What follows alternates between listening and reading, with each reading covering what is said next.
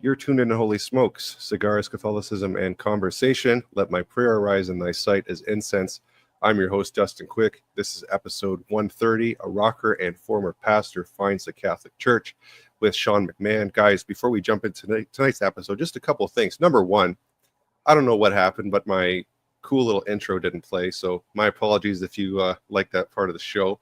I kind of do too, so that's a bummer. But anyways, yeah, so for, the best service and finest cigars, go see Caesar and Eli at Havana Palace here on Church Road in Windsor, Ontario.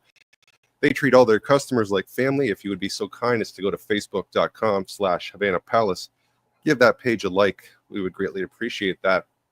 I was just there yesterday, stocked up, and I got a little house blend here. I believe it's Nicaraguan, pretty good. And I got my Central Perk Friends mug as well. It's kind of big, but that's okay. I need a lot of coffee right now, so we're going to jump into it. I have my friend Sean McMahon here. He is a indie musician and a Catholic convert, and he's got little twists and turns in between those things to share with us tonight. So, Sean, how are you, brother? How are you doing tonight?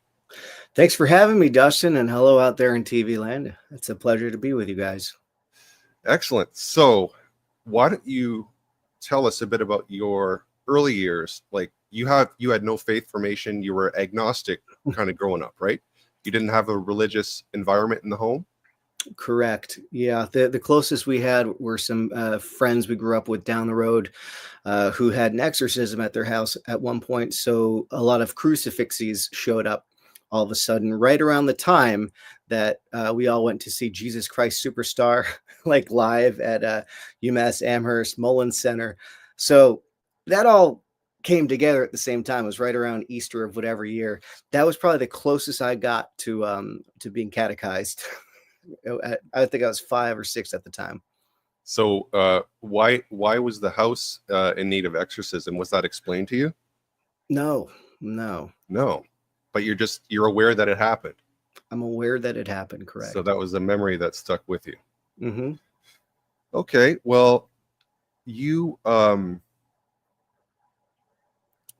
brought up a-religious, as you said, agnostic. Your maternal side is Jewish, though, right? That's right. Yeah, my mother is a Boston Jew, which is somewhat ironic because you would expect her to maybe be like a South Boston Irish person. She married an Irish man, but my father is from Ireland, so he made me first generation, depending on how you measure it. So he's got a very, very Catholic mother who passed away recently. God rest her soul. Saint Joan. We're opening her cause because she's up there looking out for us. But the household spirituality was somewhat non-existent. We had like secular holidays, so we did have a Christmas tree. We also would have a menorah, but there was no spiritual dimension to it. Christmas was about presents. We would go to Chinese food on Christmas Eve as per Jewish ritual. Secular Jewish ritual. And, I was brought up sort of, like my mother didn't have any interest in Jewish religion. So between that and sort of the American, Northeast, I was from New England, American cynicism towards Christianity. I grew up through the 90s when born again Christianity was happening and there was a media backlash against it. And my only connection to Christianity was through the media because Christian culture was fairly non-existent where I was in Massachusetts. So I developed a pretty anti-Christian attitude, not hatred, but definitely arrogance toward it. Right. You were above it. It was probably foolish, didn't make any sense. And that was all shaped by the media's presentation. You didn't really, at that point, coming of age, you didn't do like any real investigation, picking anything apart, really. You just kind of took what you heard and ran with it. Would that be a good assessment? Correct. I mean, it only started to become relevant. Christianity was only briefly relevant when I was like a freshman and I had a massive crush on a Christian girl and I couldn't understand why she wouldn't date me. And she said, you're not Christian. I kind of like you, but you're not Christian. I said, I don't know what that means. But it wasn't until college that I started seeking, as they say. Mm-hmm. And so you had a disposition, not overtly anti-Christian in terms of like vehement hatred or something, but you had that slant. And so when you're a seeker in college, so what directions are you kind of looking in? What rabbit holes are you going down at this point?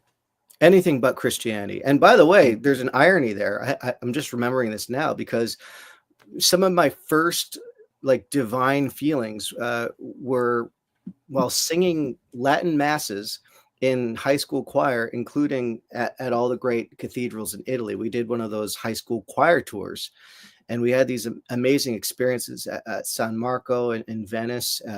We sang like in the Sistine Chapel, kind of like broke into song.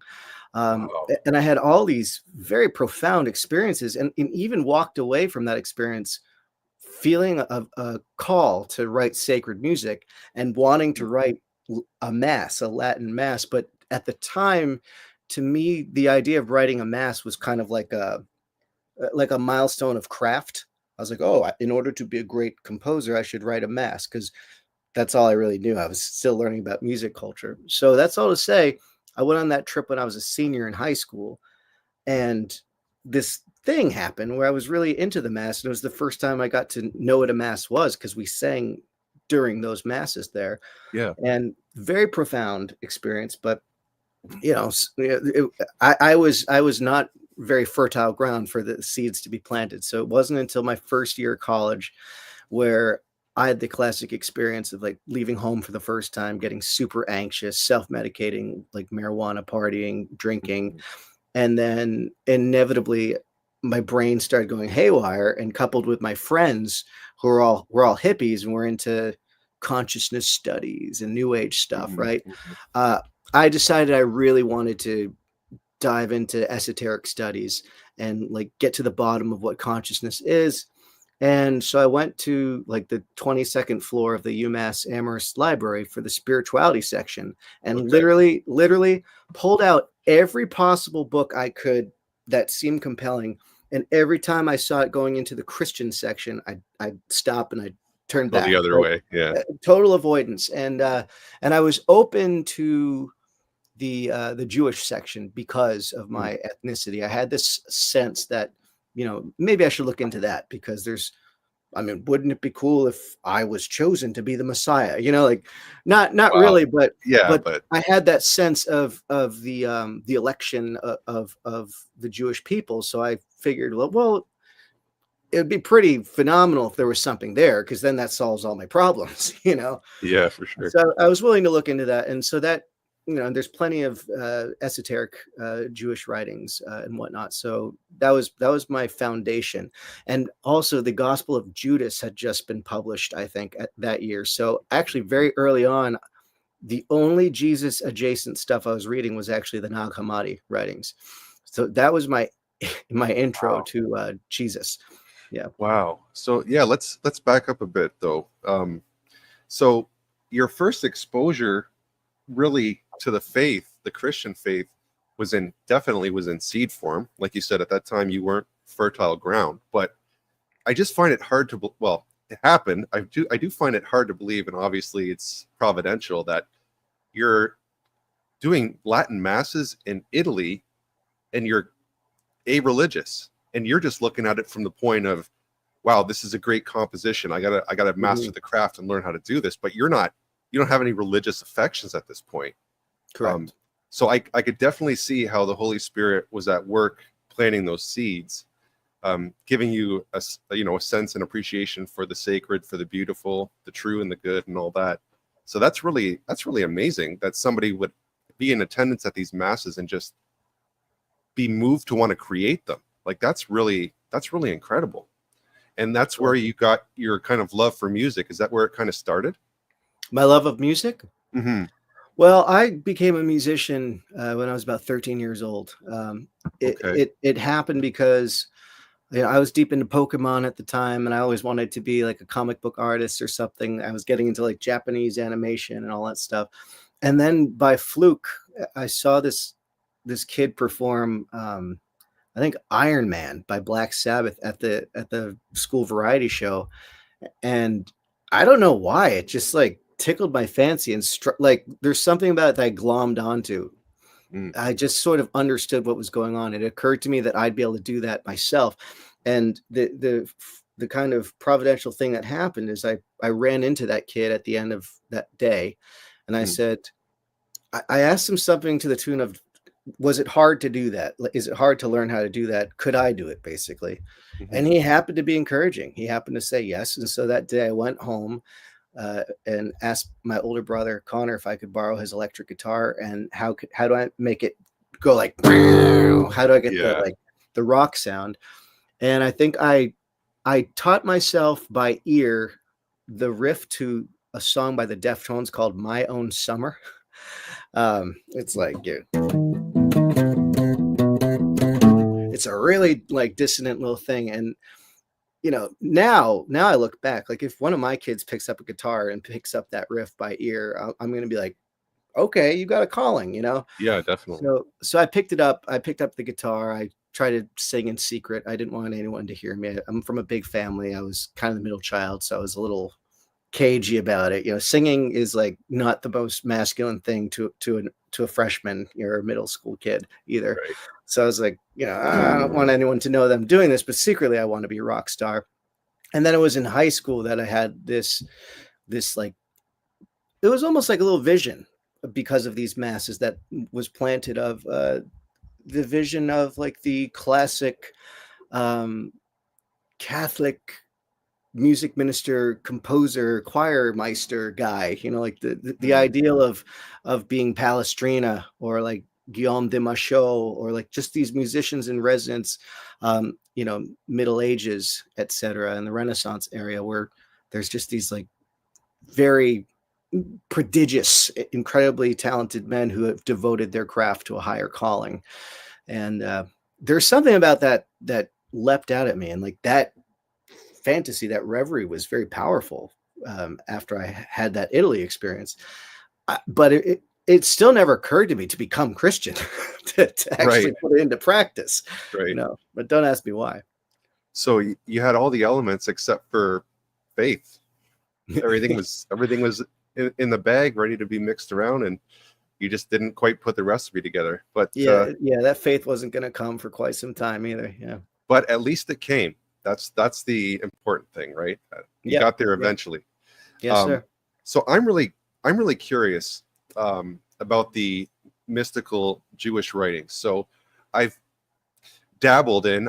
I'm nowhere near an expert, not even a beginner, but just out of interest, I did a lot of study over the years on like the pre-incarnate Christ, the form of the Logos, and I would look into things like Adam Kadmon from the Kabbalah and the Sephirot, and how does this kind of equate to the Logos? Does he have like the form of a macrocosmic man of fire? Do you take that literally? Is it metaphorical? So I was into all that stuff. Was that your experience too? Were you dabbling in stuff like this? Yes, sir. I was dabbling in that, and I would say the majority of my Kabbalah study was sort of like syncretic, and it was so there is an era where, for me, like Adam Kadmon, for example, was somewhere between Brahman and Atman, and the Tao and all this stuff. Like I would have equated all these things, and that was sort of what I was going for, sort of like the syncretism of all religions. I really loved the idea that one could transcend partisanship in religion and find like the perennial philosophy,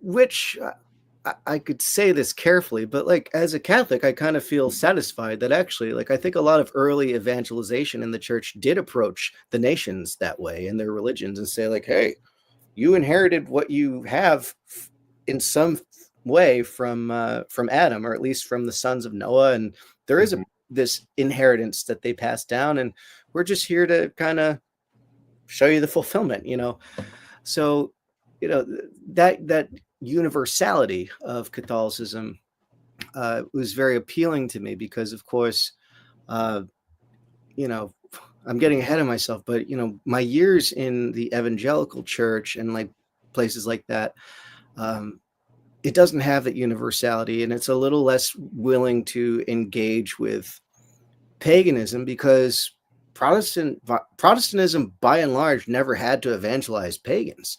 It always evangelized other Christians. It was preaching to the choir and just, saying, let's twiddle some knobs here and there. So, when you go into the early church, like I've encountered some Protestant, ministers and friends and stuff who just say, like, actually the early church, they would claim that the early church fathers, insofar as they kind of talk about paganism and know about paganism and parse it out in Christian terms, they would say, like, that's proof that the early church fathers were never Christian the way we are. And that's a Christianity that is available enough in America that I encountered it, even when I was trying to avoid it, and I got sucked into it and kind of believed it for a while myself. But part of what I like about being Catholic is the rich tradition that includes so many moments of cultural interface throughout history. Yeah. So, like, and I have a pretty, like, wide tent of what I consider Catholic in terms of universal. So, like, I read lots of Eastern Orthodox books too, and like Christ the Eternal Tao by Hieromonk Damascene. Like, that's my jam. Like, he has to engage what Taoism is in order to interface with that culture and breach those walls. And we have to approach evangelization with the remembrance that this is a shared reality. Yeah, I'm so glad. We don't want to jump too far ahead, of course, but just because we stumbled on this subject, I think it's important to talk about. And that's one of the things that I absolutely love about Catholicism. So for some stripes of Protestantism, the very thing that they're running away from and decrying, we embrace, namely, this sort of baptized paganism, right? Mm-hmm. They see it as proof of Christianity got corrupted, the Catholic Church corrupted the faith, whereas we're embracing it, saying, no, Christ and the church are not just the hope of Israel and the fulfillment of those promises, but also the hope of all the nations. So it would only be right that we would expect to see seeds of the Logos, to quote Justin Martyr, in all cultures, all times, all places. In Israel, yes, a special concentrated way, but ultimately fulfills everything. And all the good, that's from Christ through his church in a mysterious way. The bad stuff gets purged out, right? The dross gets burned off. And what you're left with is this beautiful symphony of truth. And you can see all these colors refracted through a prism. That's what I love about, I love so many things about the faith, but that's definitely one of them. And for guys like us who have studied many different paths, to not have to be able to jettison everything entirely and just be like, no, it's this or that, it's black or white. We can kind of have the gray, but in a good way. It's not confusing, it's actually liberating. So I love that you brought that up, brother. That's fantastic stuff. All right, so you're getting into mystical Judaism and trying to find like a syncretic way of combining that with other paths. I'm assuming like probably Buddhism, Hinduism, maybe to an extent, to a degree. So as you're doing this, as you're getting deeper into this search, how is your mind starting to be transformed, or how is your spirit feeling? Like, what are you feeling gravitated towards? Do you really sense at this time that there must really be a higher power, or how's that shaping up for you at this point? Yeah, well, in college, I was focusing a lot of my studies on world sacred music, and I had a North Indian classical music teacher who's an American who went to India to study that stuff, and he basically sensed that I was a seeker, and he told me a story about how one day a Shivite sadhu, renunciant, came up to him and basically propositioned him to join their religious order of renunciates. And I mean, it's a crazy story because this Shivite could like read his mind and all this stuff and remote view. So he was very impressed. And so my teacher, Peter, went back to his music teacher. And the teacher, who's an Indian fellow, he said, well, listen, if you want to practice that yoga, you can, but you'll have to say goodbye to me, because you should only focus on one yoga. Music is a yoga. So if you want to be a yogi, you could also focus on the yoga that I already can teach you. So my teacher became what was called like a nada yogi, which means a yogi of sound. And so he started teaching me some of these principles of basically it's sound meditation and singing meditation through music. So a lot of the North Indian sacred music, a lot of the Semitic sacred music, and a lot of the like Pakistani, like Sufi Muslim music, it's a very similar palette of modes, Yeah. So like there's a lot of similarities. So if you learn one language, you often end up learning other ones. So as I was learning this music, I was getting into a lot of monotheistic music is kind of what I'm driving at. And I didn't think it was all that cool. And then a Baha'i guy befriended me and started showing me, all of those words, the hidden words of Baha'u'llah. And I wrote a song for a Baha'i event. And I'll never forget this because when I was writing this song, it's called Servant Song. It's on my YouTube. It's like one of my first sacred songs.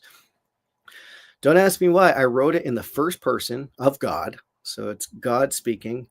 And this message that I wanted to share with these Baha'is was of the servant of God. And I don't know where this came from because I wasn't reading Isaiah or anything, but there was this, like, I knew what it was at the time. I just didn't want to say it. I was like, Jesus, we need to talk about Jesus. Like his is the voice of God. And I wasn't doing it to like rain on the Baha'is parade, but I was like, this is what I want to share with this celebration. And I remember I had a few Christian friends at the time, and they're like, Sean, do you realize what you just wrote? Like, you just wrote a Christian song. And I was like, okay. So, I wrapped my head around this idea of the personality or the personhood of God. And I justified it very specifically at a certain turning point where I decided, if I'm willing to speak to myself, like talk to myself to work through my own issues, it's pretty arrogant to assume that the source of my being isn't a person. Like, how can I objectify something much larger than me as not having personhood, as not being a self? It's almost like the same thing as the pro-life argument. It's like, how can we say that a little cell isn't a human being? By the same logic, sort of. I just figured if I consider myself worthy of personhood, then the source of my consciousness has to be infinitely more worthy of being addressed as a you, basically. Wow. I and thou type of thing. That's kind of how I wrapped my head around it. And then from there, I was kind of starting to roll. I was, my Jewish grandma lived nearby. I was in Boston at the time at New England Conservatory. So she would give me all of her Jewish tradition books.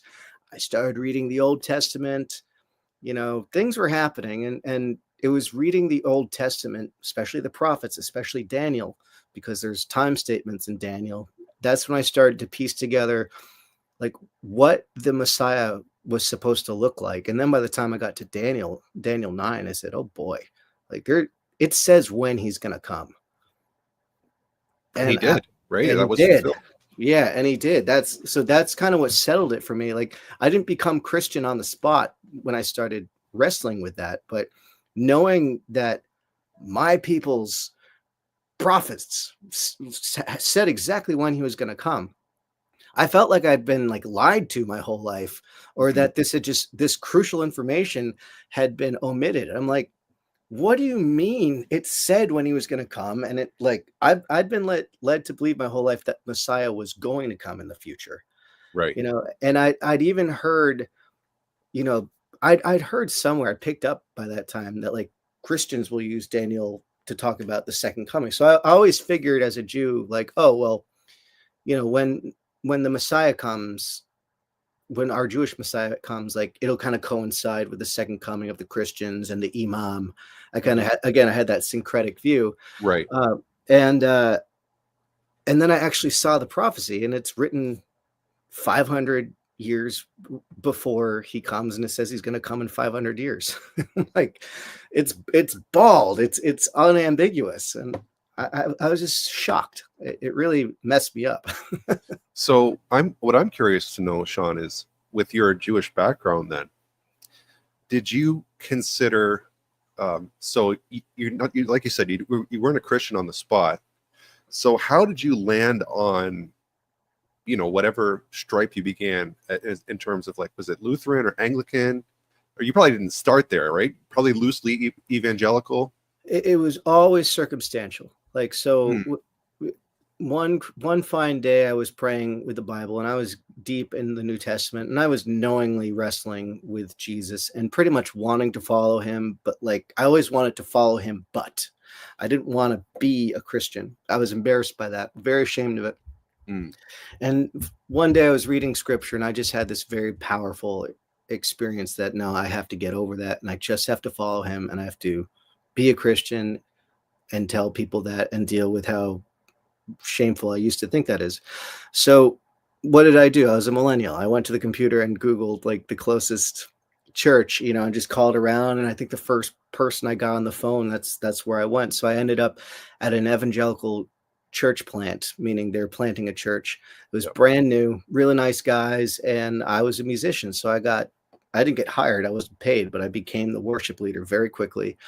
And it was cool because it felt like we were like in Acts, in the book of Acts, like you're Right. evangelizing. The primitive, the Acts 2 primitive church, the house church, Yeah. what we were told house churches were back then, right? We thought it was just like some informal, spontaneous, spirit-led gathering where people would speak whatever words came to mind and break out in song and all that. But Like Quakers.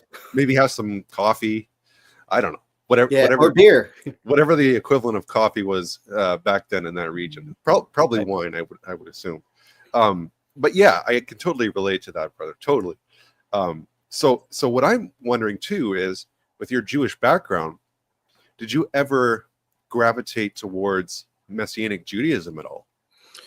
I looked into it, but again, most of my uh, affiliations in my relationships with communities has always been circumstantial. So I don't think I ever encountered any Messianic Jews.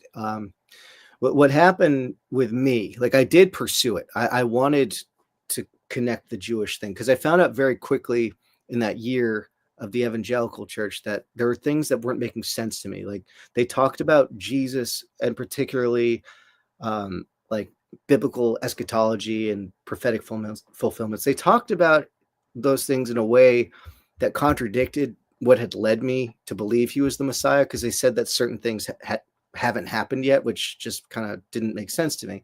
I went along with it. Like it was dispensationalism, I think. I kind of went along with it because I just wanted to learn what Christianity was, but it wasn't connecting. Like there was a disconnect. And somehow, by the grace of God, during that first year in the evangelical church, I had a guitar student who was the son of a Greek Orthodox priest. Mm. And so I started learning about that tradition and went to a divine liturgy once or twice. And somehow I encountered this book, Surprised by Christ.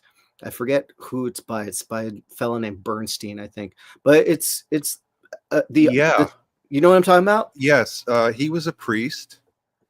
Became a priest eventually, I think, and he was the founder of the Jews. I think he was one of the founders, if I'm not mistaken, of the Jews for Jesus movement. I And he think that started was out, his background, yeah. And then he became a becomes priest. Orthodox. Yep, that's right. Yeah. And he passed away within, I don't know, the last maybe 7 years or so. May his memory be eternal. So yeah, you read that book, and how did that Wow. impact you? It made sense to me because there is a part of it where he talks about Daniel, the way I understood Daniel. I mean, that was a big thing for me. And then, I didn't know enough about the church to know whether what everything he said was true about the recapitulation of all the Old Testament stuff in the New. But it was impactful enough that I started to kind of crave a higher church experience. However, I have to emphasize, like I was a brain conversion. I was like a Berean conversion, but my heart, I don't want to say my heart wasn't in it, but like for a long time I was antinomian. I just saw no reason to really commit deeply in my heart. So, I had girlfriends and, I was eventually, once I was in New York City, rocking and rolling, I was promiscuous and stuff like there. That just didn't seem important to me, especially because by that time I was in a progressive high church. So I got smells and bells from a blue-haired female priest, Anglican priest, Yeah. in a liturgy where we met at the back of a bar and had like mimosas and cocktails Sunday morning while we did the liturgy. It was crazy. You I gotta mean, break this down for me, bro. I can't even picture this. It's like coffee hour or booze hour plus, I mean, plus I'm high not. like a high-esque liturgy at the same. I don't even know what to do with this. It's pretty far out. Like in a lot of ways, it's very cool. I'm not gonna lie. Like it's very idyllic memories. As much as I was sort of suffering in a lot of ways Right. spiritually at that time, but I'll break down some of the interesting connections. Like, so I moved to Brooklyn in like 2010 or 11, and one of the first people I ran into, again, this is all grace of God, circumstantial. I ran into Jay Baker, the son of Jim and Tammy Faye, and he was writing a sermon, and he had a bar church in Williamsburg. It was called Revolution NYC. So he ran a bar ministry where he'd preach and he would like read from Paul Tillich type of stuff. Okay, yeah. And there's a musician there named Reverend Vince Anderson, who is known for doing dirty gospel music where he loved Jesus, but he'd get hammered and he'd get naked. This whole transgressive, liberal Christianity thing. And that was totally my wheelhouse because I came from a liberal background, and it allowed me to be Christian, but cool. It lined up with who I was at the time. And so that's where I rolled. And Reverend Vince became the music minister at a Episcopal ministry that happened to open up in my neighborhood.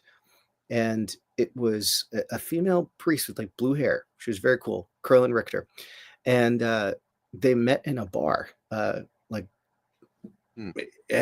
the musicians would be on stage. I played in the band for a while, and I think they called it like the rite number 3. I think there's 3 rites in the Episcopal situation, and the third one is the most flexible. So the approach they took was like very reverent and very nice somber tones coupled with that kind of like rainbow welcome type of vibe,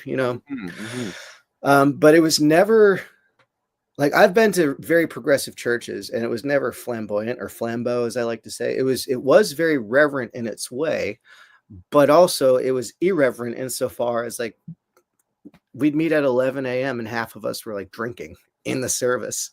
And I think there's even one guy who'd like smoke cigarettes like inside the bar and all that stuff, which was illegal at the time. I know that people used to smoke cigarettes at mass all the time, apparently, but really, that's what my priest told me. That's what like my actual Catholic priest told me, that back in the day, like people would just be like smoking or, maybe inside the vestibule. Is that the right word? Narthex? Narthex. Thank you. Yeah. See, I'm still learning. It's all right. I am too, brother.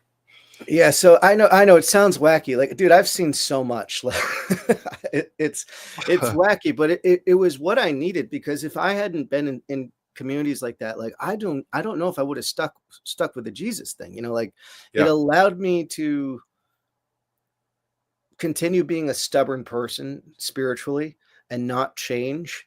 And it kind of tip the scales in the grace direction. So I had a lot of catechism with regards to grace, and then, as I came out of it and became more of a man, frankly, and realized, communism and anarchism and all that type of Christianity, it's not practical.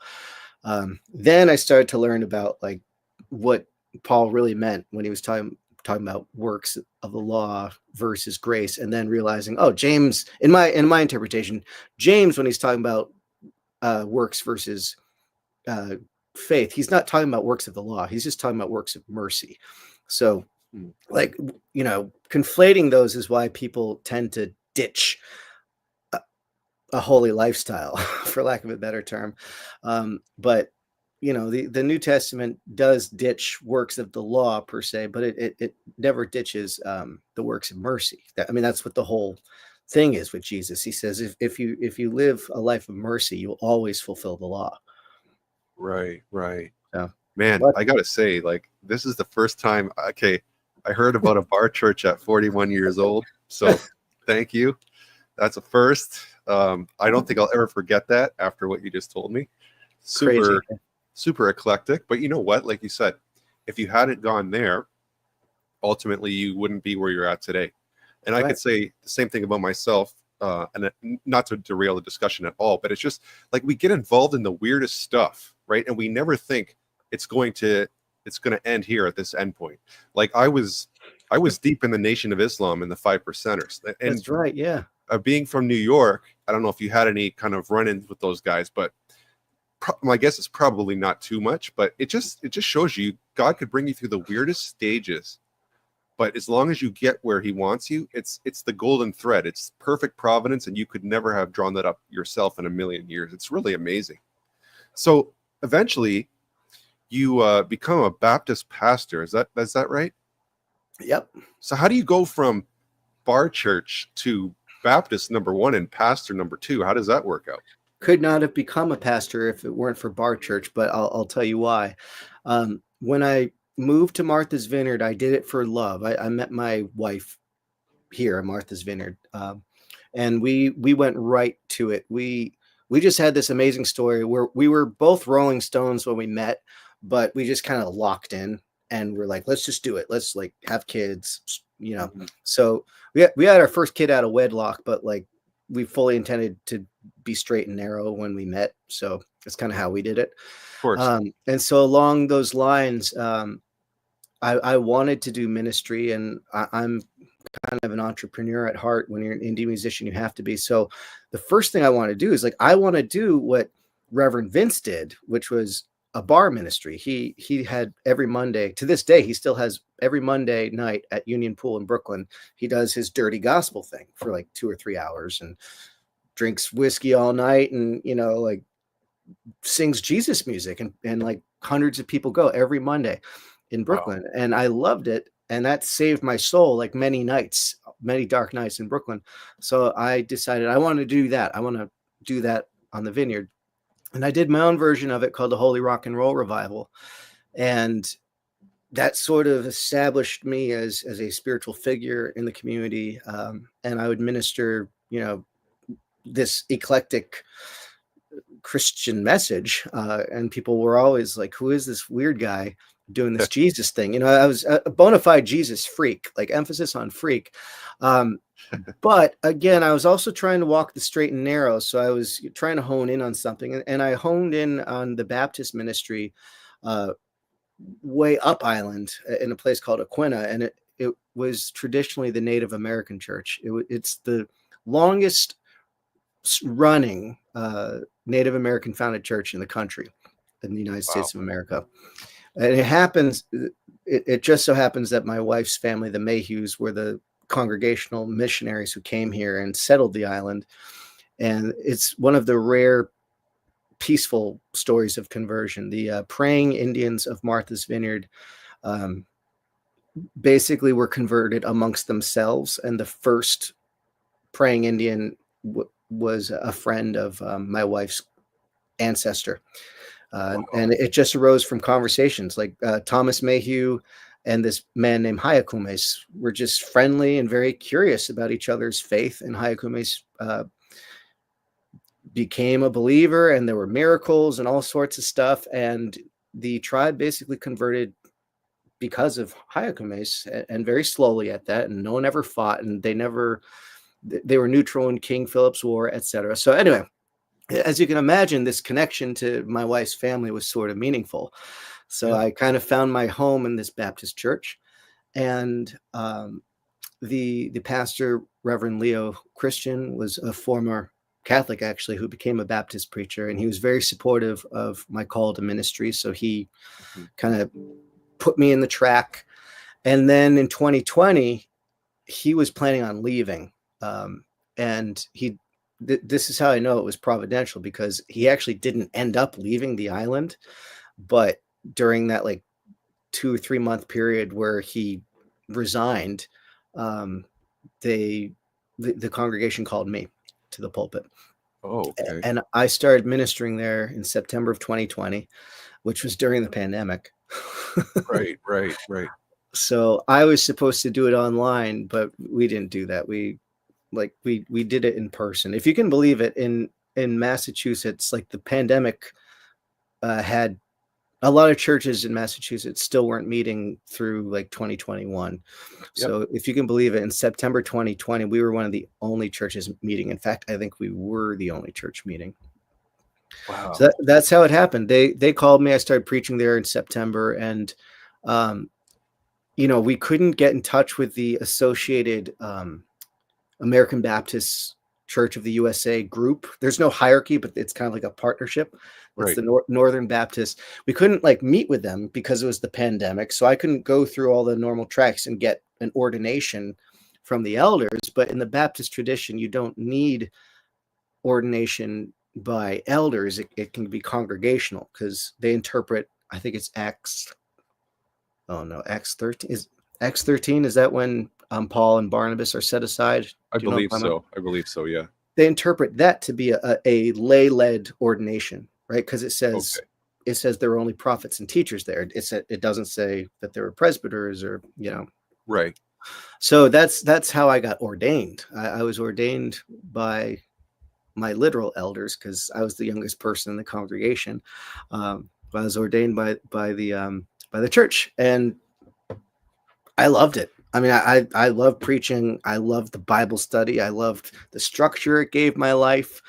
And my daughter would come and she'd be running up and down the aisles and climbing all over the pews because it was a small church, and I'd be holding her while I was doing sermons, and I had to play the guitar. It was a small church, like it was a small impoverished church, so it was a labor of love, but very fun days. Like I miss it. Like trust me, it was really hard to let go of that. But I let go of it in 2023 because all that Bible study every week, it's dangerous, right? It's dangerous, man. Like when you're really in it, when you're like actually studying the Bible so that you can give not just the milk, but like the meat and potatoes of the faith to people. Like I think I was preaching on the early church fathers and preaching on different saints and stuff like within the first couple months, because it's just such a fascinating world.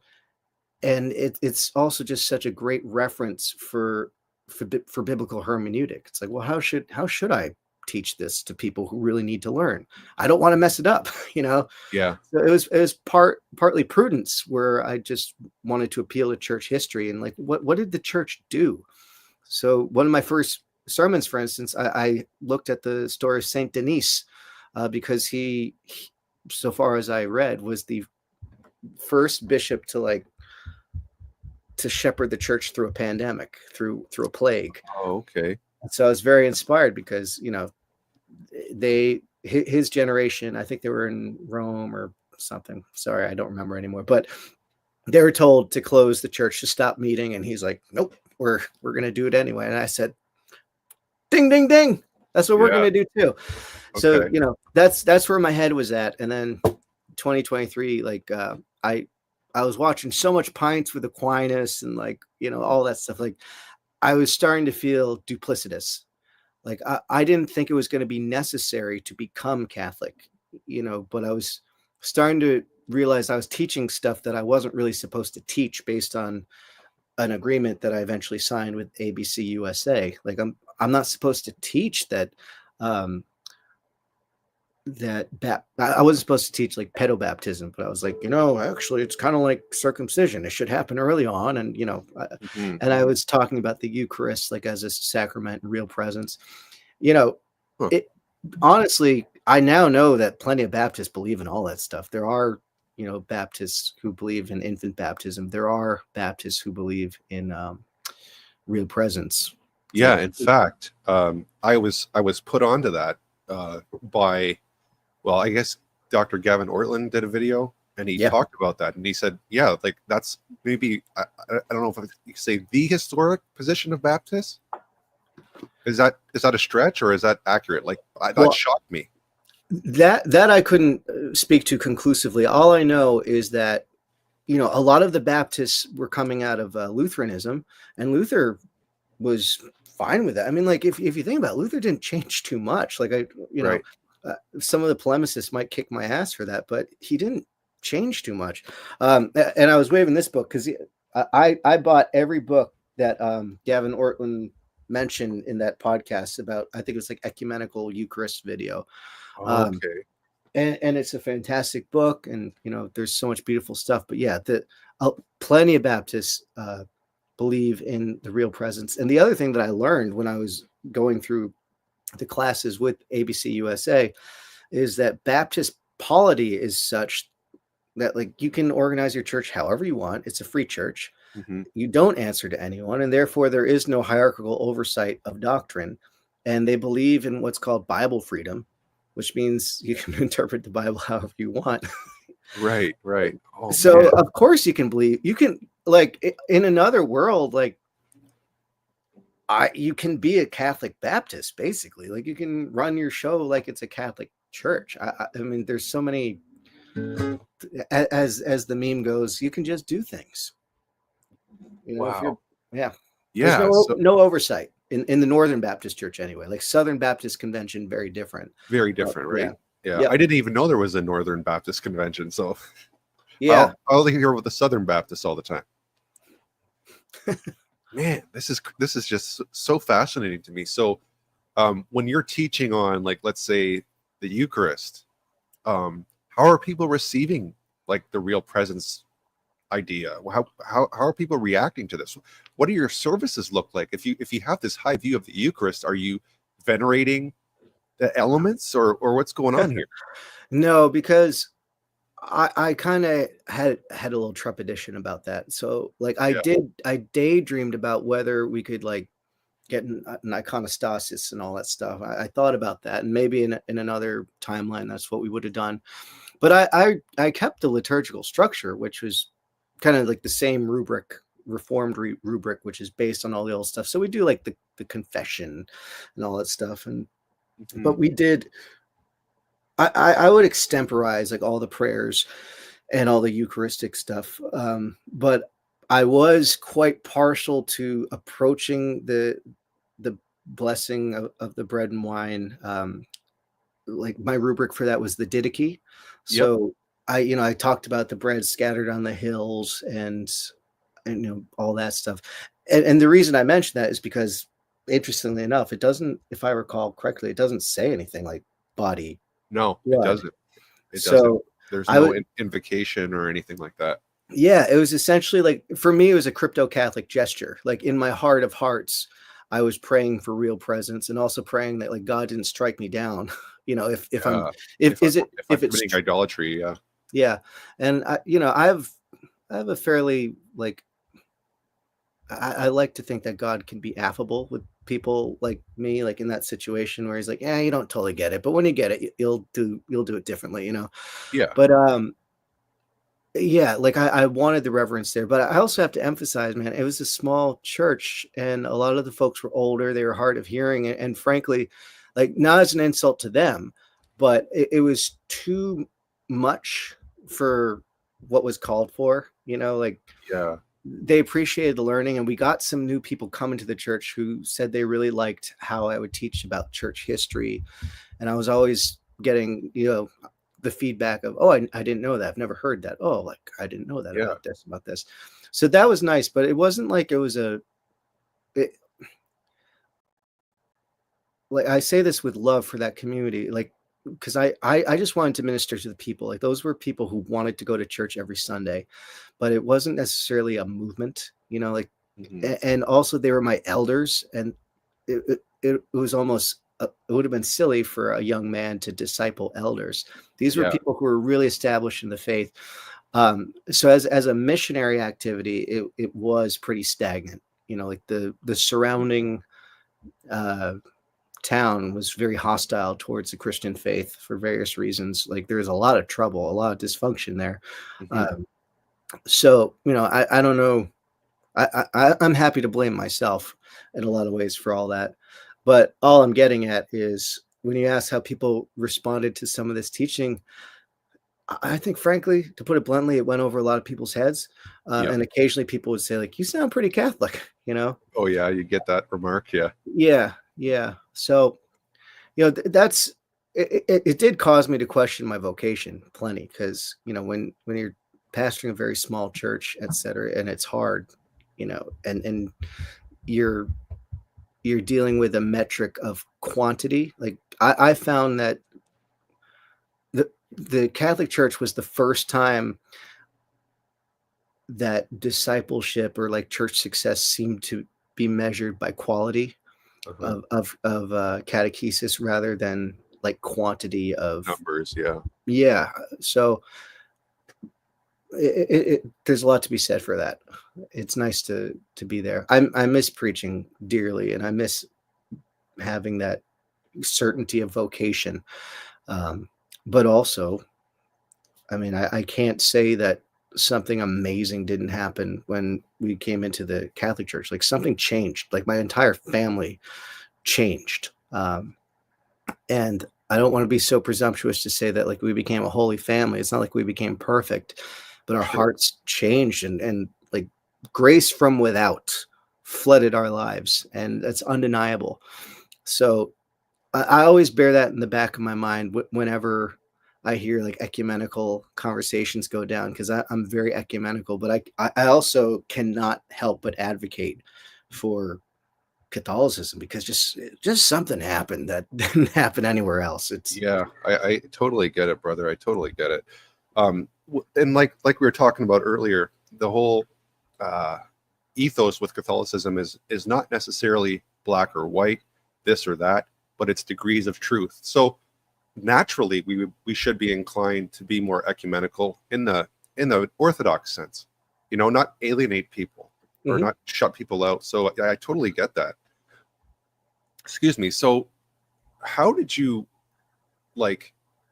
Was there an aha moment where you're like, I need to become Catholic and this is why? Like, did something really hit you hard? Yep, yep. When I was a pastor, I realized very quickly I couldn't over theologize my sermons, so I started doing online theology studies and publishing them on YouTube. Mhm. And my focus was on eschatology, which has always been a big thing because of my Jewish background, like how Jesus fulfills everything and typology. And I was focused on preterist eschatology for that reason, full preterist eschatology actually at the time, which we can talk about more. But I went into a study of Isaiah 1 verse 23. I will restore your judges and your elders as in the beginning. And I remember like when I started doing that study, I had this vision for how it was going to go. Full preterism airs on cessationism, and Mhm. I wasn't spiritually cessationist, but because I kind of had a little bit of an antinomian thing going on, um, I kind of figured, oh, like the conclusion of my study is going to be that in AD 70, all the necessity for these church structures, such as the elders and all this stuff, were gone, because that Yep. was a great, Yep. great symbolic act of Christ's second coming, and so everything's done. And I can't remember like when this started to happen, but I started really wrestling with the text because I thought it was going to be a short study, and it ended up being 12 parts. And at the end Okay. of 12 parts, I became convinced of the papacy.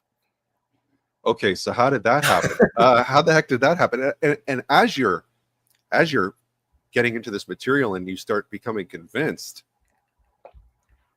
I don't think it's any accident that you have this Jewish background, because what you were yearning for before, like this sense of fulfillment and something that doesn't feel totally alien to my Jewish background. Now you're probably seeing, hey, like, hey, this is what I was searching for. This is that fulfillment here, not doing away with, not jettisoning altogether, but like some sort of fulfillment is going on and it's significant. Would that be fair to say? Definitely, definitely, because I think the year and a half, maybe it was 2 years, I can't remember, but that I spent in kind of like a full on full preterist inquiry into full preterism.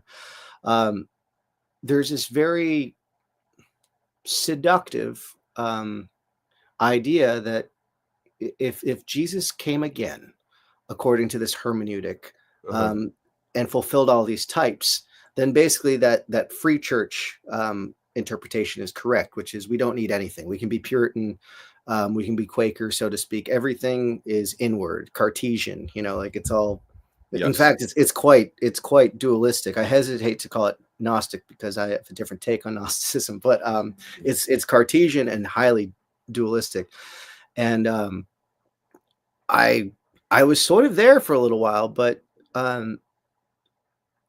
basically these studies would occasionally bring glimpses of Christendom back into my purview, Mhm. and I think that was part of what was going on when I was doing that first Isaiah 126 study. I just kind of kept running into like what the kingdom of God was before Jesus, because I don't know if I believe that there was a kingdom of God before Jesus, but you do encounter that idea in the Bible, and it's very well articulated by like Syriac early church fathers and stuff too, that the kingdom of God was in Eden, and it kind of was hidden and it was worming its way through history through the patriarchs, and Yeah. you know it Yeah. actually blossomed with David, which is why so many of those prophecies about Christ, they're not just prophecies about Christ, they're actually about David and his son. Like they're about Solomon. Like Yeah. True. in the moment, they're about Solomon, which is what Margaret Barker has Oh, taught. you're into Parker? You turned me on to Margaret Barker, man. Oh Your yeah, that's interview, right. That's right. That's yeah, right. that changed my life too. But without going too far into like a total Barker fanboy thing, um, that idea of the kingdom of God was something that, like, as a Jew, you're very keenly aware of, because back Yeah. when I was expecting a Messiah to come in the future, I figured, oh yeah, there needs to be a just society headed by some sort of royal, priestly, sacred figure, Yep. and the Protestant mindset, or what have you, it doesn't quite work that way, and it's a little anti-Christendom in many places, although not all of them, obviously. So in that study, I was encountering the kingdom of God as it subsisted in the Holy Land before Christ, and what happened to it, and why a prophet like Isaiah would need to say that it's structured would need to be restored as in the beginning. Like, well, what's the Yep. beginning? What was it like in the beginning? What would its restoration look like? And it just dawned on me as I was doing this study, like, oh my goodness, like in Acts 1, it literally says when he's ascending, right? Like when he is ascending in a cloud to the Ancient of Days, just like Daniel saw in Daniel 7, they're saying, hey, are you now going to restore the kingdom of Israel? And Jesus says, not quite, but you'll receive power at Pentecost. So he's saying, just wait till Pentecost. And the reason I say that is because Jesus said in the restoration, when the Son of Man sits on his throne, you guys will sit on your thrones judging. So that's at the ascension. And that's why Jesus said, just wait Yep. till Pentecost, then you'll receive power. Like, you can read that as spiritual power from the Holy Spirit, but you can also read that as, I don't want to say political, but kingdom power. Then you'll sit and then you'll start to judge. And they did. See, I always thought that was like in the eschaton, like Jesus was talking. I never put that together. I always thought power was the power of the Holy Spirit to boldly preach the gospel in the midst of persecution and so on. I mean, not to say that that's not true. Obviously, there's elements of that, but no, I never considered, like, I know about the Davidic kingdom, but I never applied that to like a structure or a monarchy of sorts, or a fulfillment of the Davidic kingdom in that sense. Like I never saw that before. So thanks. Yeah. Oh, pleasure to share. And some of it is it's fresh for me right now, because I'm doing sort of a recapitulatory study on the papacy right now, because there are these ideas that were starting to jump out at me towards the end of the Isaiah study that I noted in dog-eared. So right now on my YouTube channel, you can look up How the Papacy Fulfills Prophecy. I just put out part 8. And part of what jumped out at me was he doesn't just empower his apostles. He everyone has the authority to bind and loose among the apostles, but he gives the keys to Peter. So I started to realize, there was a typological argument for the papacy in Eliakim, and after my Isaiah study, I went deeper into Sana's studies there, and I totally track with that. But it doesn't really even need to be typological. Like it in my opinion, it gets even more explicit. Like there's a rock in Daniel 2.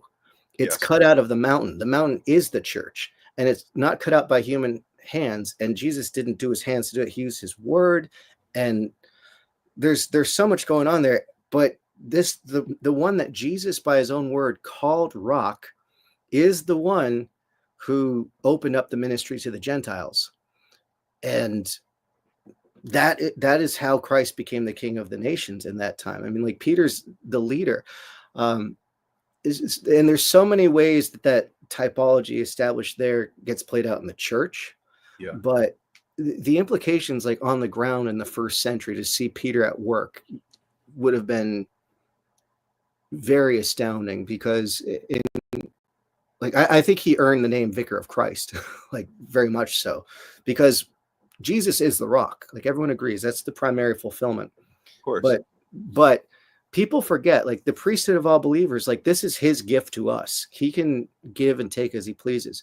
For whatever reason, he gave one of his own titles to Peter, to Simon Peter, to no one else. He didn't give that title to Andrew. Like he could have, he could have taken the route. Like I think Origen says, anyone who has the faith of Peter becomes a Peter, right? Which sounds vulgar, but he didn't express it that way. Like we can interpret that way, and I don't think that's a invalid way to interpret it. I think it's fair, but it still is based on this clearly established statement. And so we'd merely, if we wanted to be Peters, we'd merely be drawing from the type of Peter established by Jesus himself. Yeah. There's no way around that. I mean, that's such a good point. I mean, it's funny you bring up Origen. I've been into Origen a lot lately. I think he's great. I love him. Yeah, he's very cool. One of the best theologians the church has ever produced, by far. And I'm not ashamed to I don't agree with the universal restoration of all things, but aside from that, like he's a goldmine, genius. And what you just said there, the priesthood of all believers, us being types of Peter, like, okay, so people have this idea that Catholics think it's a zero-sum game. The rock is Peter. Then people will say, well, what about Christ? Isn't he the true rock? See, the beauty of Catholicism is, again, it's participatory. It's just like when we're deified, we're given the name God. I know that sounds blasphemous to a lot of people, but are we God or is God God? Well, we participate by grace in the Godhood of God. We don't change our creaturely status. In the same way, Christ is always the true rock. And from that rock, we get the rockiness of Peter, in which he participates. We get Peter's confession, because you can't separate the man from the confession that he utters.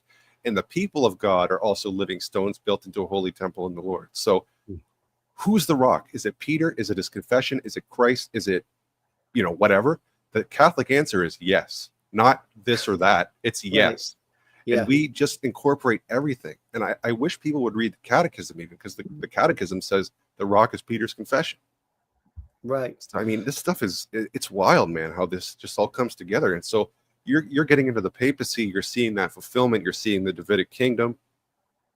What about things like, well, you've already probably got the Eucharist down pat from what you've already, preached about and been into. But what about things like the communion of saints? What about the Blessed Mother?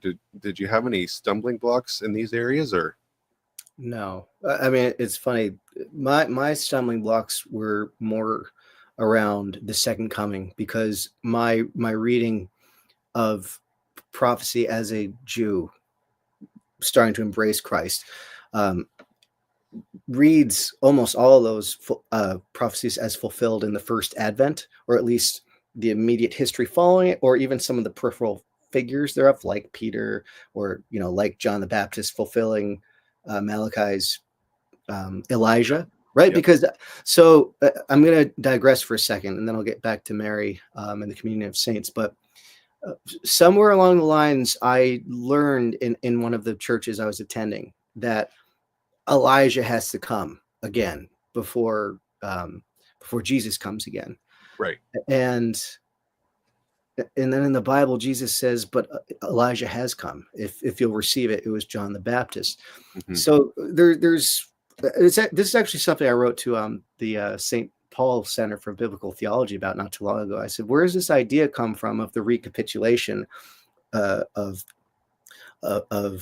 prophecy, like after Christ? Like why does the Catholic Church teach that these prophecies will be fulfilled again? Because I'm pretty sure, like, if you put every prophecy in a chart, not a single early church father or theologian would say that all of them have been fulfilled, Right. but all of them across the board have probably been fulfilled by each of them at a different time. Mm-hmm. So where's this idea that these fulfillments aren't good enough, or that there's a literal fulfillment required in the future, or that there needs to be a secondary fulfillment? Because a lot of these are, like, the Christian fulfillment was actually the second time it was fulfilled, because some of those prophecies were fulfilled during the exile and the return, etc. So actually, Christ is not a secondary one; he's actually the primary one. But the historical fulfillments actually happened very quickly for some of those prophecies, in the times of the prophets, etc. So that's what I struggle with, actually. To this day, I still struggle with that. What I never struggled with was Mary or the communion of saints, because if the mother of the Davidic king is the Queen Mother and Jesus is the King of Heaven, then she's the Queen of Heaven. Like, no problem. Like, the titles don't freak me out. Maybe chalk it up to having a very Catholic grandmother, like my father's mother's, like, loved Mary and was a devotee, and Our Lady of Guadalupe, images everywhere. So Mary never troubled me, and the communion of saints never troubled me, because very early on, again, in an evangelical church, I identified one of my little points of disagreement, because they were telling me that you don't go to heaven when you die.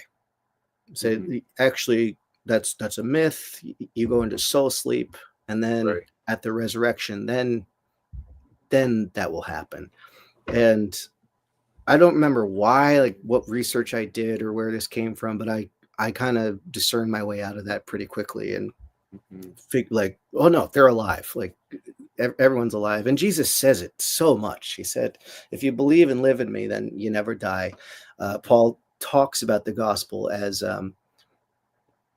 I'm going to paraphrase because I don't remember the exact phrase, but he refers to as the revelation of immortality, what immortality is. And the resurrection in the Gospels especially is so often framed by Christ as a sort of pre-existent reality.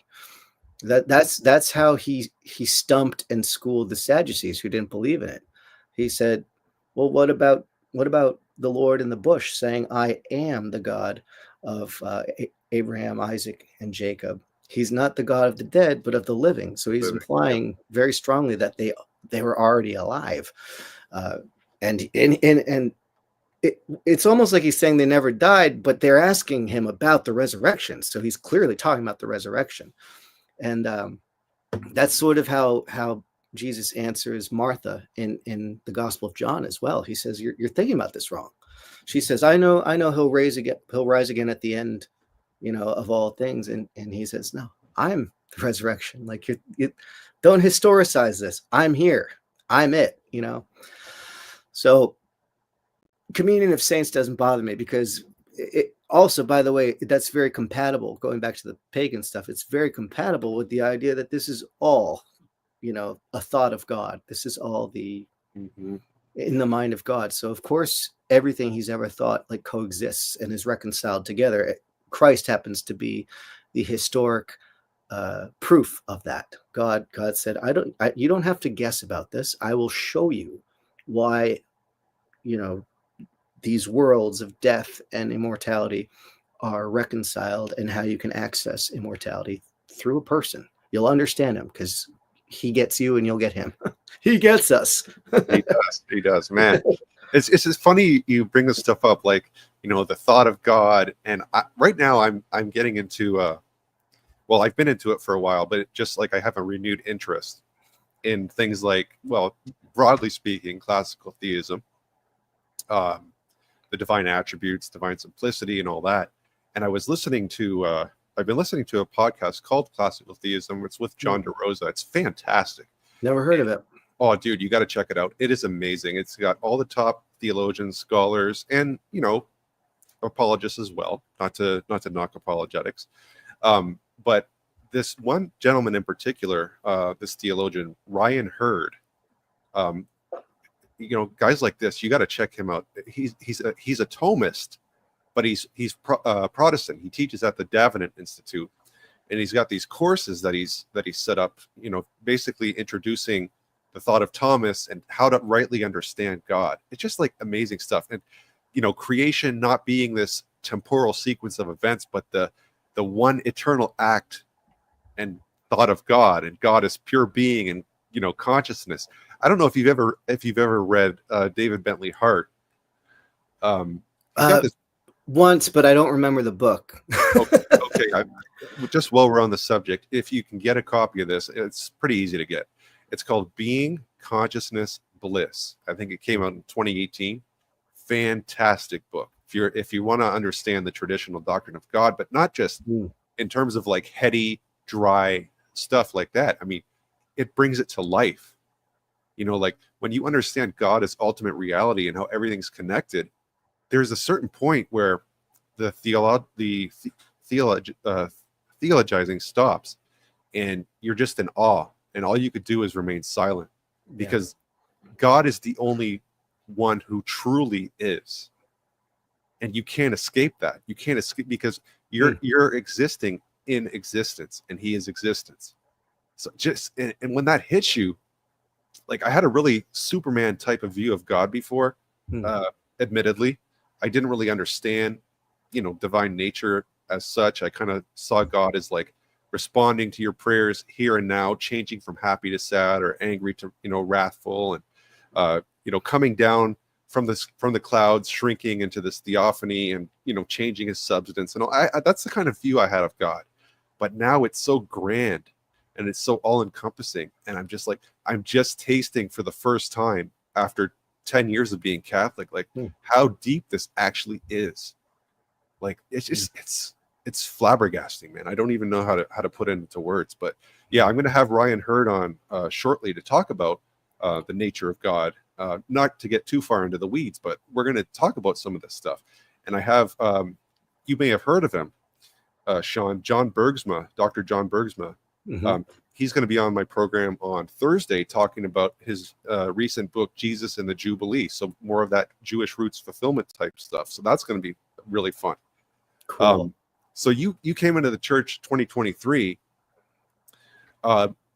What were some of the reactions and the pushback, if any, that you got from, maybe Protestant colleagues or friends or pastor friends? Like, how was this received amongst your peers? Well, the full preterist community, because I was on the internet, I was very active with that, because my conversion came out of a full preterist study. Like I said, they're quite cessationist and sort of maybe antinomian isn't the best word, but they're like anti-institutional Christianity. Yep. So like a lot of them were very negative towards me. And I had a very interesting conversation with like the Grand Master of Full Preterism, Don K. Preston, on my channel. And so he told me like his whole worldview on why Catholicism doesn't work. And I did a response to that. But there is that dimension of response. And there was the shock and disappointment of those whom I shepherded at that church. They're just surprised, and like the video of that sermon, I gave them the news in the sermon, so that video is online. You can it's online. Yeah, it's like, wow.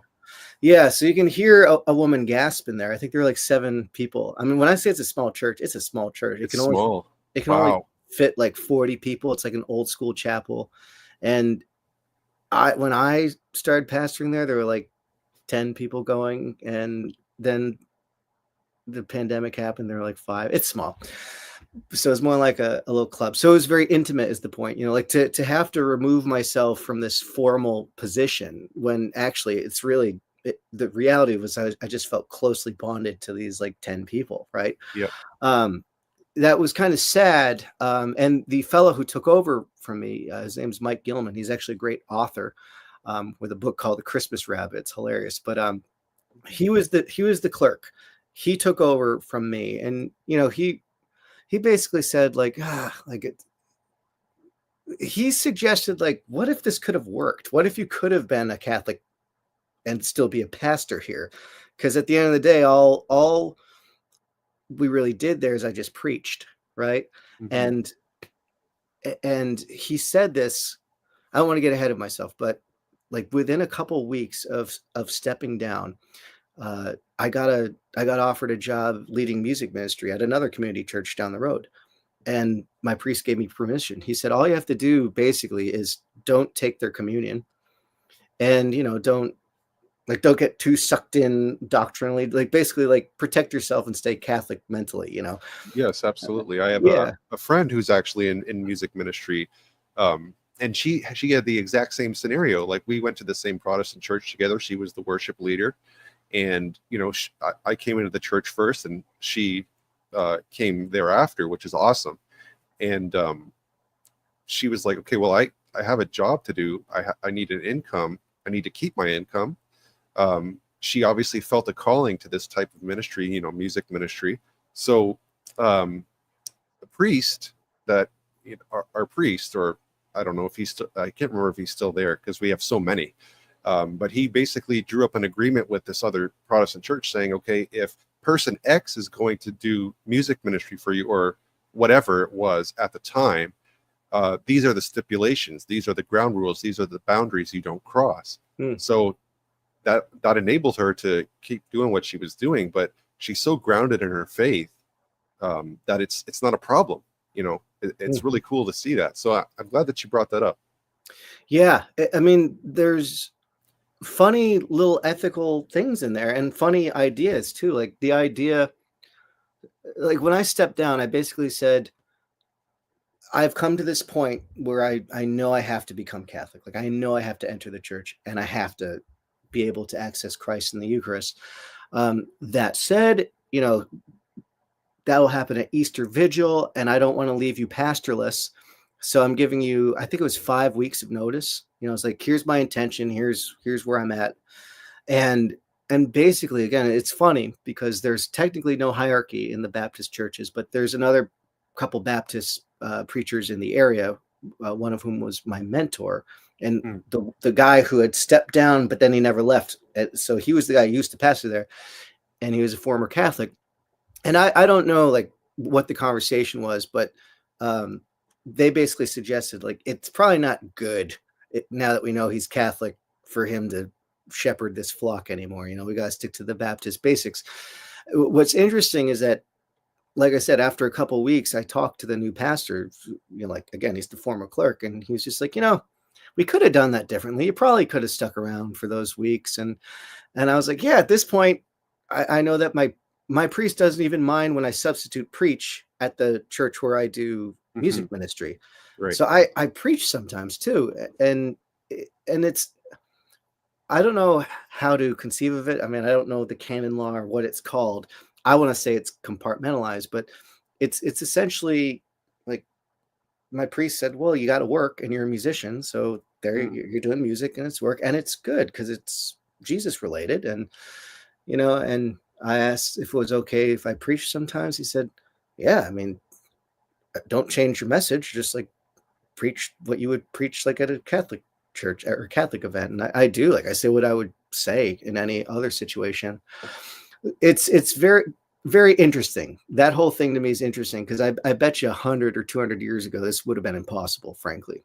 Absolutely. Did any congregants or people that you were ministering to or preached to or led worship for, did anybody, if not follow you into the church, did anyone express like some sort of interest, like oh, look what happened to him. I got to see what this is all about. Any of those kind of anecdotes? One person did follow me in. I mean, he's baptized Catholic, isn't confirmed. He wants to get confirmed, and he's trying to navigate that with his family because his wife is Greek Orthodox, so they'd have to sort out their marriage and all that stuff. So that's a complex thing. But yeah, there was some of that, and a lot of people online who are following my channel for full preterist stuff, they came out of the woodwork saying, I've been coming to similar conclusions. I've been flirting with Catholicism. I'm scared because they're in cultures like Bible Belt cultures where Catholicism is really taboo. I mean, I'm in a secular culture, so no one really cares what I do with religion. Like it didn't really register. No one cares. It was like this was a big deal for me, and whenever I would explain that to people, I've got the distinct impression that they felt I was making a mountain out of a molehill because no one really cares around here. Mm-hmm. It's ironic because Massachusetts and Boston in particular is known for being a Catholic place. Right. So yeah, there people noted it. Like the people who are spiritually engaged with me, they know and they get it. And some people were a little distrustful. Like some of the folks who would come to my Holy Rock and Roll Revival shows, they kind of tolerated the Jesus stuff, even knowing I was a pastor, so long as I seemed non-judgmental. Mm-hmm. Once I became an out Catholic, they knew that I subscribed to the Catholic Church's values, like social teaching. That has been kind of tough. Like even some family, like not my wife and I, but like family I grew up with, there's some conflict there because there's also the whole supersessionism history with Catholicism. So again, like when you're kind of a non-denominational Christian, people can kind of be like, oh, I don't know what he believes. It's pretty clear what Catholicism teaches, and I embraced it voluntarily as an adult. So there have been a handful of people who are like, what's your take on replacement theology? Or what's your take on abortion or homosexuality? And right. So I've been pressed by some of those things. And it's like, guys, I became a Catholic. You know what I think about those things. Wow, sorry. Brother. Yeah. Sorry, not sorry, Well, I am so happy that you have been on the journey that you have and that you've come home to the Catholic Church. I mean, that is so awesome, man. You have such an amazing story. With so many twists and turns and obscure backdoors and this and that. But man, I totally enjoyed our time together. And honestly, now that you've kind of gone into like the fulfillment of prophecy and Daniel 2, I got to have you back on. We got to talk more about this stuff because I love the Jewish roots. That's totally my wheelhouse. I love it. Mm-hmm. So I would love to talk to you more about this and more about your journey. Like, for example, don't have time to get into it now, unfortunately. I have to go, but I want to get into more of like, okay, you became Catholic. So what's your prayer life like now? How does Catholic life look for you and your family? And I just want to get into these topics more, man. So I've really enjoyed this time together. Do you have any parting words for us now, at least for part one of our discussion? I really appreciate having these conversations, and I know my story's crazy, but the reason I share it so candidly is because all these obscure back doors, there's so many of them, and my story's so strange that I bet you it'll connect with somebody because there's a lot of obscurity out there, and the world is getting weirder and weirder every day. And I want people to know, like, I was a Rolling Stone. I stayed a Rolling Stone when I was a Christian. That's okay. Like, especially when you're Catholic, like you can always come back. You can always come back. So that's like just an important spiritual message I want to say. Like, it doesn't matter where you're at now or how weird your life is. Right. You can always come back. That's the most important spiritual thing I'd like to say to everyone. And then the most self-serving thing I'd like to say to everyone is I'm a musician and I want them to listen to my music. Nothing wrong with that. And the links to your YouTube channel and your website are in the description box. If anyone, it's not if you have to go check Sean's stuff out. So with that said, guys, I'm going to end it here. You've been tuned into Holy Smokes, Cigars, Catholicism, and Conversation. Let my prayer arise in thy sight as incense. I'm your host, Dustin Quick. This was episode 130, a rocker and former pastor finds the Catholic Church with Sean McMahon. That was awesome. Can't wait to do it again, brother. And we will see you guys soon. Oh, and by the way, make sure you tune in this Thursday. I forget what day is that? Like April what? I don't even have a calendar up here. The 3rd. April 3rd. Yes, April 3rd, 4:30 p.m. Eastern. Dr. John Berkman will be on the channel to talk about Jesus and the Jubilee, and that's going to be awesome. So you guys have a great night. God bless. I was certainly edified by this conversation, and I hope that you were too. Please make sure to like, comment, share, and subscribe. All right, guys, take care.